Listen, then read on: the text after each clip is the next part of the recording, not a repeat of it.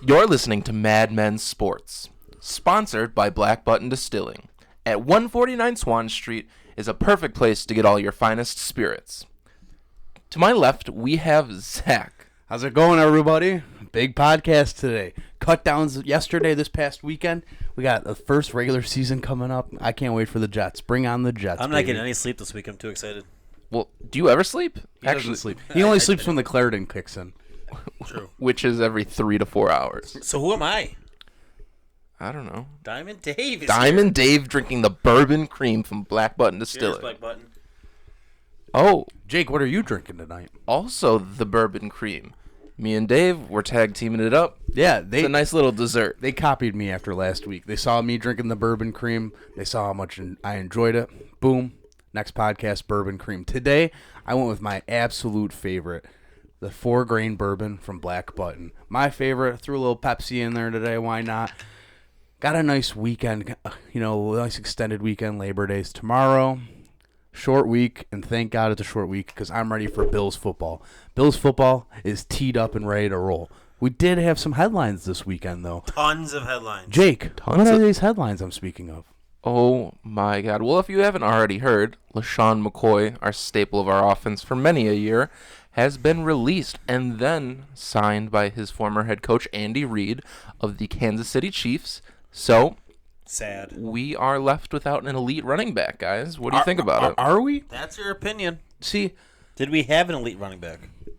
I say over the past couple of years, certainly. I agree. Let me just dive into my opinion here. It's kind of loaded, I'm not going to lie to you guys, so I'm sorry to take the spotlight right away. LeSean McCoy gave the Buffalo Bills 4 great years. A surprise trade in the middle of March, I remember it, for Kiko Alonso. It just came out of nowhere around 6 p.m. on a Wednesday, I believe. He came to the team, got that big contract, showed out immediately. He was good on this team. He ended the drought. He was a drought buster. Last year, he definitely took a step back. The whole offense did by a mile. First year with the new quarterback, first year with the new offensive coordinator. McCoy never really hit a stride. He had that great game against the Jets with Matt Barkley. There's not much to say other than all the things everyone thought he was going to do here, he did on the field and completely surprised everyone off the field. Just a couple hours ago, he posted his Instagram, very classy post by LeSean McCoy. Everyone was kind of on the pins and needles the last 48 hours. What was McCoy going to say? Was he going to trash the city? What was he going to say? McDermott's an idiot. He didn't. He gave it up to the Pagulas. He gave it up to Bean. He went all the way back to Anthony Lynn, who was a 2-week head coach here for the Buffalo Bills. So, he really made a classy name for himself there. He's able to land in a spot where I think everyone's kind of rooting for him. Now, he did stay in the AFC. There's only so much you're going to do about that. You release a guy, you might face him one day. Now, the only way you could face LeSean McCoy is in the playoffs, which, sign me up for that rematch. I'll take that all day. He didn't go to the Patriots, was really all I cared about when it came to a landing spot for him. Yeah, thank God. Yeah, because the last thing I need is a LeSean McCoy revenge game twice a year. So he didn't go to the Patriots, went to the Chiefs. He's able to team up, like Jake said, with Andy Reid, a guy who drafted him out of Pittsburgh. LeSean McCoy's had a great career as a Bill, an even better career as an Eagle, and I hope he ends it greatly as a Chief. Yeah, I think LeSean McCoy is the poster boy for the running backs that hit their wall. He wasn't very productive last year. Some will blame the offensive line, some will say him not caring, and some will say just not having it anymore. Whoa. Hey, he's chasing 12K. You better relax. He's still chasing. And if you guys don't remember, one of our very first podcasts, I did call this. I did question the fact that McCoy probably would not make the team. It was totally possible. I think a lot of people Yeah, it was it. totally possible. But it just didn't make a lot of sense. That being said, we're about to see if McCoy was to blame. We have a brand new offensive line. For the most part, they're all brand new, except Dawkins. And Singletary, we don't know a thing about. So he's looked good in practice. Gore's proven himself in this league, but he's also hitting that wall, but still probably a little better than McCoy at this point, and a future Hall of Famer. I was shocked that we got rid of McCoy because he made it through training camp. At the same time, I was also pleased. I was not happy with when we got rid of McCoy and then Murphy. I was actually really worried. I didn't know what the hell direction we were going in. It was backwards, but okay. I'm happy that McCoy went to a team like Kansas City. I think it's a perfect fit for him. I don't hate McCoy, but it was definitely time to move on. I think that him and Damian Williams will have a great 1-2 punch there, and Mahomes will also throw him the ball. McCoy's still a passing threat. It was time for him to move on, and I'm glad he went to a team that is a Super Bowl contender because McCoy does deserve to fight for it. Now, let me just say this. It sounds like Dave is trying to grind an axe against McCoy. I don't think last year was to blame. I think the whole offense stunk out loud. I think he had a rookie quarterback at times that really couldn't look for his check down. He wasn't comfortable enough in the pocket because the offensive line was terrible. He wasn't comfortable enough to dish it off. He did make some plays. I mean, everyone remembers the spin move in the Jets. He still has a high motor. We could almost credit him with winning that Tennessee game with that big third down, first down, where he caught it on the left side of the field, cut it up, and got them that big spot for Hauschka to kick that game-winning field goal. I have no ill will towards LeSean McCoy. I hope he kills it in Kansas City. I'm glad he's able to reunite with a guy who will appreciate him tenfold. Hopefully, Andy Reid keeps all of his timeouts. It's funny how we always go back to who happens and where it's from. We talk about the connection from the Panthers with Sean McDermott. Sean McDermott got his coaching start under Andy Reid, and now he sends a player unknowledgeably, like he unintentionally sent a player to Andy Reid back again. It's a constant circle in the NFL. As a question, I'm sure Jake's going to ask, and I didn't mean to cut you off, Jake, sorry, but do you think the Bills' running game is better with or without McCoy right now? One less guy means... I don't think it's as good. I think we'll be perfectly fine. Devin Singletary is highly touted, third-round pick. So, Zach has said it for years. Running backs are a dime a dozen in this league. So, not having a premier running back in LeSean McCoy, I don't think is going to hurt us too much. We might not get the flashy plays out of Devin Singletary like we did with LeSean McCoy, but the 1-2 punch with Frank Gore and Devin, I don't think will be an issue.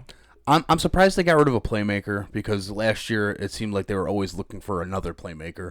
They must feel comfortable with the guys they have back there. TJ Yeldon's caught 140 catches over the last 4 years, so he'll be able to work in. Like we've mentioned, his running back coach now was the guy who drafted him when he was with Jacksonville. We always talk about that. We talked about it with our coaches segment over offseason. Singletary looked awesome. Training camp, we were there. We said it. Preseason games, we said it. We've been on the Singletary train all offseason, all preseason. See, this is where we're going to start arguing because Singletary, whatever, you've gone to the training camps, you've seen him practice, whatever. In preseason, we haven't seen a thing out of Singletary. I'm a fan of Singletary. I think he's going to be good, not going to be great. I think he's going to be a rookie. He's going to have some roadblocks. But he hasn't looked great. We've barely seen a thing out of him. It's okay to be wrong. I'm not going to argue with you. I'm going with the passive Buddhist take on this one. You're just always drinking the Kool-Aid. No, I'm not. I'm very critical. Last year, I was most critical out of anyone on this podcast. Yeah, we've argued for hours about Josh Allen. Yeah, and I'm not willing to do that yet because he hasn't played a game this season. But I will eventually. Now, Singletary, like I've been saying, running backs are a dime a dozen. I think you can plug and play. And if he's not ready, if he shows a little sign of rookie illness, you could get Frank Gore going, and that's just the same. You have TJ Yeldon. You have experience behind him, next to him, in front of him. I don't know what the depth chart is yet for the running backs. See, with all that, I think Yeldon's going to be huge in this offense. I think the Bills are going to use him on third downs. I think Yeldon's the primary backup behind Gore, and Singletary slowly gets in as soon as Gore hits that wall, if he hits the wall. I think Yeldon's going to be a bigger factor in this offense than we're giving him credit for. Yeah, I don't know if I agree with that, but I do want to make a point before I answer to you. The Buffalo Bills have a very versatile running back room. You have the power in Frank Gore, you have the catching ability of TJ Yeldon, and you have the young, spry chicken energy from Devin Singletary. So I think all of that combined together is going to give you a really impressive running attack. Now, to answer what you were talking about, Dave, I just don't really agree with you for a couple reasons. You had said, actually, remind me what you said. What were you talking about? Yeldon's going to be the primary backup. Oh, perfect. Yeah, so I don't even think Frank Gore is going to start. I think Devin Singletary is their answer. They picked him in the third round, so I don't see him not playing 3 downs. I think you're going to get running back by committee. I don't know if we'll have a a clear-cut number one for the first couple weeks, at least for the first half of the season. I think they're going to rotate in. Bean even said it on his conference call on Saturday at noon that he plans on having a running back by committee. That was one of the reasons why they decided to part ways with McCoy, because they weren't sure how he would handle a running back by committee. And that's fine. I don't think that's McCoy's fault. I think that's just how they maybe interpreted it. And they almost, they kind of did him a favor by letting him go free. They let him free, let him pick his team finally. He didn't get to pick to come to Buffalo. Everyone said that, he didn't want to play here. It turns out, who cares, right? But I think I'm just most excited about the fact, for the first time in a long time, and we can go back to Fred Jackson, Marshawn Lynch, C.J. Spiller, Travis Henry, Willis McGahee. This is the first time in a very long time that the Bills haven't heavily relied on a number one running back. They haven't overvalued a running back more than anyone else in the league.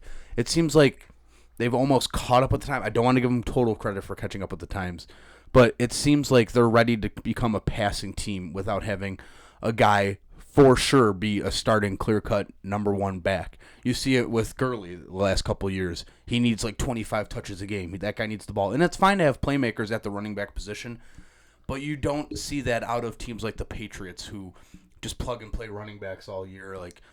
They have two guys you could probably start in a fantasy league, and they still get points. I like that they don't have a guy that's a workhorse back that's going to get the ball on first down every first down. I like that change of pace for the team, and I'm looking forward to it. You know what, Zach? I think you're right. I think that was a good point. I think it's the first time in a while the Bills are not over or under, just valuing the running back position, not relying on it. I still think Gore, Singletary, Yeldon, they can win us 3 games each. I don't think we need to rely on Allen as much as we need to, because I think we have an offensive line now. So I actually think you're 100% right. It's the first year that we don't have one running back and we're focusing the offense around one running back. We got Gore, who Jake mentioned, is a power back, goal line back. We got Yeldon, who can catch 10 balls a game, can target 15 balls a game. We got Singletary, which didn't catch much in college, has the flash playmaker ability. We'll see. I'm excited. 6 days away, we'll know. We'll have answers, and we should know the depth chart, the running back depth chart, in a couple days. Yeah, very exciting stuff. I mean, it's finally kind of coming all together. All of this work for us too. I mean, and the Bills. So, also, we know Shady has been cut as well. A lot more roster cuts have been made. Zach, who is your most surprising cut? When it came to cuts, I mentioned last podcast that I kind of expected, we talked highly of Deion Lacey last couple weeks, but I told you guys I kind of expected Deion Lacey to be cut just out of a numbers game primarily. And I think my surprising moves, I wouldn't say it's a cut so much that's surprising.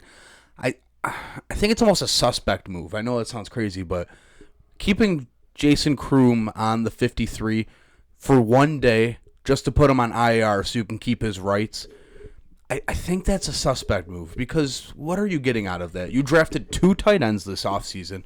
You brought back Lee Smith. You signed Tyler Kroft. So they have 5 tight ends. At what point do you just need to cut bait with this Jason Kroom guy? Well, I don't care about his connections. Everyone wants to say, the Bagulas are doing him a favor. Listen, at the end of the day, the front office is what makes the choice. If the Bagulas wanted to do him a favor, they would just cut him a check for $1 million every year. That's not what they're doing. If at some point the front office sees something in this guy that I don't see, and I haven't seen all season last year. So the guy didn't get a preseason this year, and that's fine. Whatever. But I don't know why you cut him or put him on the IR just to bring back Kirk Coleman. I think that's a suspect move. I'm not so much surprised as disappointed that they're still trying to hold on to a guy that I don't believe in. And I was thinking about that today, Zach, and because we talked about this yesterday. I think a lot of it is you look at the Bills roster. That's the tight end is the one position that we still have 0 answers on. We got Kroft, who hasn't played it down, not even in training camp or practice. We have Sweeney and Dawson, who Dawson's also been hurt, and Sweeney's a 6th or 7th round pick. We don't know what we have at tight ends right now. With Lee Smith, whatever, we can talk about that later. Stop it. Be careful what you say.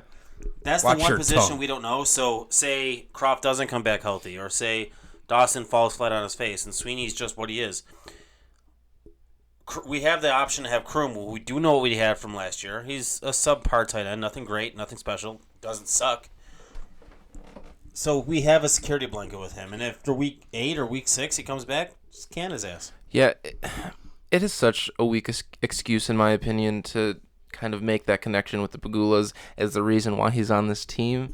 But it's starting to seem like it. I know you just don't want to think that you're dating the owner's daughter, so you're on the team. Conversation you even had, but it's true. It's weird. It's just a real touchy thing that I don't think a lot of Bills fans want to go into.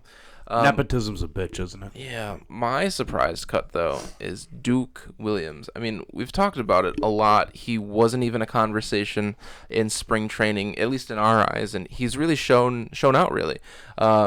He brings something to the wide receivers that isn't on the team right now. It's the height. It's the hands. It's that dominant presence over the middle as well. So I think it's very strange that he wasn't kept. I'm certainly glad that he is on the practice squad. I do think there's a chance that they pull him up this year, but that's definitely my surprising cut. My surprising Duke Williams is a good one, which I'm sure we can talk about more if you want. I'm willing to do that. Let's dive into Duke Williams a little bit, because all day on Twitter the last couple of days, everyone was saying, how could Bean do this? How could they let him go? He's not going to make it through waivers. Well, guess what, boys and girls? Guess who's on our practice squad? Well, I mean, let's talk about that, because we go through training camp to see who makes the team.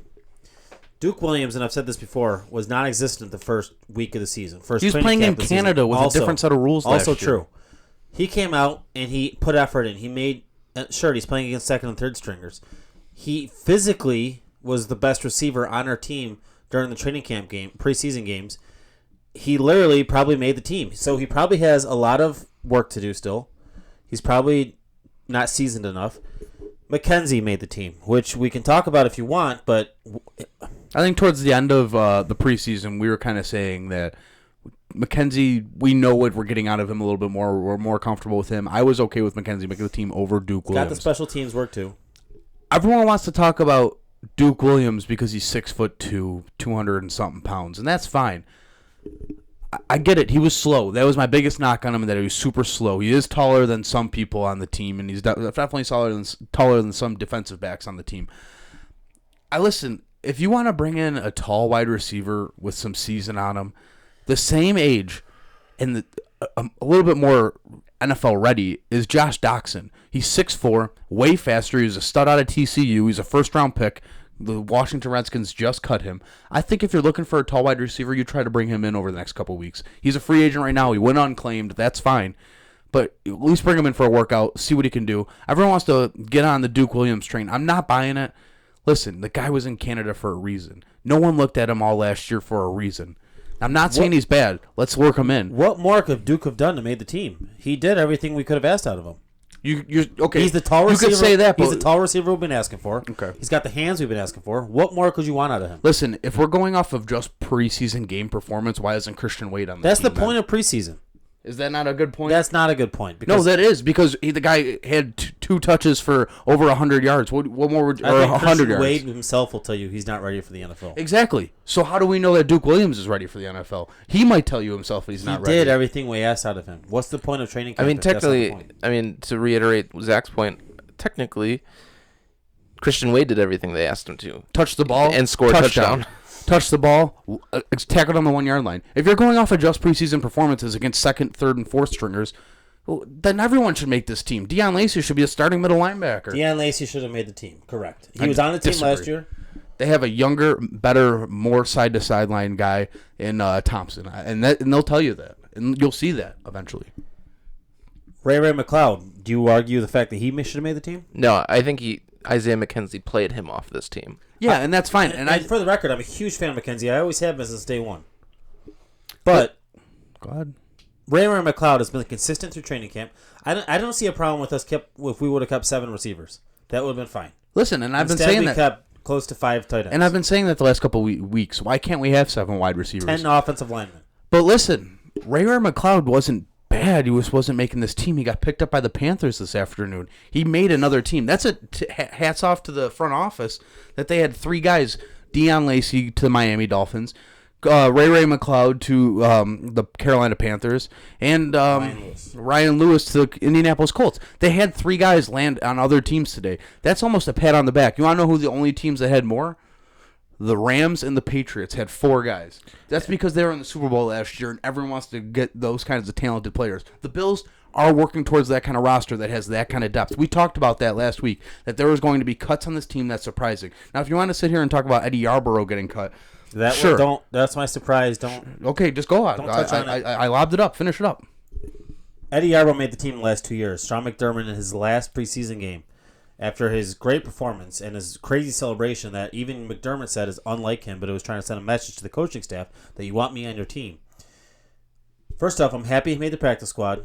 I believe he'll be called up at some point this season because he does deserve it. He's been consistent on the defensive line in the last 2 years. Why didn't he make the team? I'm sure it's a numbers game, which I agree with. The way I always look at who makes the team and what happens with practice squad is interesting because, yeah, why didn't he make the team? I think it came down to a numbers game. I think he got outplayed by some. I think that there's plenty of depth at the pass rush position. I think they can just rotate through. Eddie Yarborough didn't make the team for the same reason why no other team picked him up. He's undersized. He's not undervalued. I think the Bills were smart to bring him back. Right now, as this podcast happens, they only have 7 guys on their practice squad, so I can't speak on the guys that aren't here yet. They're still missing 4 spots, so that's fine. But I think Eddie Yarborough has a high motor, small, undersized. We know that. We've talked about that. He's not on the Buffalo Bills right now. He's on the practice squad. We know what Trent Murphy is. If Trent Murphy gets hurt, I expect no less than 24 hours later I see Eddie Yarborough back on the regular roster. And that would make my heart very warm. And another surprising cut, which I like to talk about real quick. I know I was only given one, but you know how I break the rules. When McCoy was cut, and I'm sorry, I was wrong with the timeline earlier, what was more shocking to me was the fact that Murphy got cut. You don't think Murphy made enough to do the team, or was it a numbers game? I think both. Are you cutting Frank Gore for Marcus Murphy? It wasn't even in question. No, I would have cut. And I'm not the coach. So I'm not in the. Are you cutting T.J. Yeldon for Marcus Murphy? Cut, yes, but only if you cut McCoy. Only if you cut McCoy, because it's a different ball game now. Because if you have Gore, McCoy, you have 2 veterans there. Then you have Singletary, which you don't need to rely on because you have 2 veterans. Get rid of Yeldon because he really didn't play that well. But as you said, he's got the running back coach that drafted him. And then you can have Murphy, who started 2 games last year, tore his ACL in New England, came back, played well last week in the last preseason game, and I know preseason. I think he did enough to make the team, but I also think it's a numbers game. I trust the coaching staff that they made the right decision, but I would not have been upset if Murphy made the team over Yeldon. Yeah, Dave hates the fact that they kept 10 offensive linemen. I don't think there's one thing wrong with that when last year you had the worst unit in the NFL. You keep those guys, you keep the depth. I mean, obviously they wouldn't have kept 10 if they didn't think that those guys were going to be gone and not being able to be kept on the practice squad. I appreciate that they have a good offensive line now. Now, one thing that we're not talking about that we don't even have on our lineup roster are some of the trades that happened. And I think the Russell Bodine move had a lot to unpack there, and I'm sorry to throw this into a podcast when you guys really just want to get in the regular season. But hats off to Bean. Yeah, he got something for nothing. And let's be honest about this. The only thing that scares me is the fact that they gave a center the playbook for 5 weeks in preseason and then also, in the whole mini camp in offseason. And then they let him go off to New England. That's not something I love. However, you take the picks when you can get them. You switch the offensive playbook right now, and now you start game planning. But yeah, the guy was a starting center for your rookie quarterback last year. That's not something I love. You sent him to a New England Patriots team that definitely loves to pick apart young quarterbacks. It's not my favorite move. My favorite move actually is the Wyatt Teller to Cleveland for 2 picks. I think that's a steal. Yeah, I mean, you get one young lineman and one kind of veteran. Nothing. They're worth nothing in this league, and you get something. So that speaks to our front office and how we're always looking to make a move. And we've seen that over the past couple of years. I mean, taking out Rex Ryan's guys and plugging in Sean McDermott's guys. It's got to give you a great outlook for the future. There's actually zero to say, but hats off to Bean. He took players that probably weren't making the team. Actually, if you think about why it probably could have made the team, but you took 2 players that are probably on the way out, and you got draft picks for them, which you don't have a lot of draft picks next year. Now you do. There's nothing more to say than hats off to Bean. Hats off to McDermott. I hate to step on both your toes real quick. Just a real quick stat fact. Russell Bodine was brought in last year by Sean McDermott, and Wyatt Teller was brought in last year by Sean McDermott. I love the fact that they were able to say, we brought these guys in last year. They didn't do what we wanted to do. Let's upgrade, which they did. and then they flipped him for something. That's an impressive feat. And now, to Dave, they now have 2 5th-rounders, 2 6th-rounders, and they didn't have a 7th-rounder. They lost that to Corey Coleman for the Browns trade. Now, that's just housekeeping. I think the fact that they have those picks, which are valuable, and Brandon Beane has been able to do wonders with the 5th-round picks. I mean, granted, Wyatt Teller was one of them. He was able to flip it for 2 picks. I mean, he's done an amazing job. I trust him with the picks, honestly. And hopefully we have a late first-round pick, if you know what I mean. Hopefully in the high 30s. Or low 30s, excuse me. Yes. So let's jump right into Jake's segment. Jake, this is your favorite part of the podcast. Rev it up and let it roll. Who sponsors this? Oh, I'll get to it. But it's Mad Men by the numbers. Sponsored Prima Pizza. It's on West Chippewa. It's downtown. Stop in, grab all your pizzeria needs, such as pizza, chicken fingers, chicken wings, subs. Zach, what is your favorite thing from Prima Pizza? They have this chicken bacon ranch pizza, and Kevin has it right out there for the slices. He throws it in the oven for 2 minutes. You get a hot, fresh chicken bacon ranch slice right in your hands. It's beautiful downtown. You could sit right on the bar that sees the window. You can people watch. It's a perfect location, honestly, to people watch. Dave, we know what favorite pizza you have. You actually had it the other day. Fortunately, Zach and I went to go pick up a pizza for our fantasy draft. And I had the famous white pizza, and Zach and I split it. It was a road pizza, we like to call it, because we were eating and driving. Rodeo. Sorry, Mom. Unsafe. And it was just... I'm not going to overhype it, but it was really good. Tell Kevin you said hi and tell him thank you for the pizza. Good. No one's ever disappointed at Prima Pizza Pasta. So don't disappoint me with the segment. Never. Let it roll. All right. Cut days down. A lot of controversial cuts for Bills fans. Zach, we'll start with you. 0 through 10. How nervous are you, or how confident are you in the Bills going into the 2019 season? Yeah, I mean, as it stands today, we have our 53-man roster. The only thing that I wasn't expecting a little bit, I mean, me and Dave made our roster on madmensports.com, and the only thing that we really are missing that we don't have is LeSean McCoy, and I think Singletary's definitely worked his way up to make that kind of like a lesser hit than we might have thought a month and a half ago, 2 months ago. Listen, I've been harping, 10-6, 11-5 on this team. I have a very high ceiling for them. I think their floor is a little high too, with like 6 or 7 wins. They got 6 wins with a bad team last year. That defense is going to do numbers to keep this team confident and high. It's going to keep them in most games. It's like the Fitzpatrick effect. The defense is going to keep you in games when the offense cannot. I think it's very interesting. I actually saw today that they have the 3rd in the league. They are number 30 in miles traveled. So they're staying close to home most of the time. The only teams that are closer than them is the Jets and Giants play each other this year, so they have one extra home game pretty much. So they cut off a whole game there. So besides the fact that those 2 teams play against each other, the Bills have the least amount of miles traveled out of all the teams. So that's really exciting. That keeps them fresh. They're going to have a tough little stretch there with the Thursday game on Thanksgiving. That's right in kind of the gauntlet of the season there in November. They have an early bye too. I'm going to go with 7 out of 10. I'm very confident in this team. I'm not wavered yet. I do think now, don't blow your load here. I think I need to see a little bit more out of the wide receivers to give them a perfect 10. I know what this defense is. I know what this offense. I know what this offense. No, you didn't. You didn't convince me. I was always ready for the wide receivers. Taking the credit. I'm excited for Allen. I think he needs to show me a little bit more. The running backs, I know what I'm going to get out of those because you get them out of every running back in the NFL lately.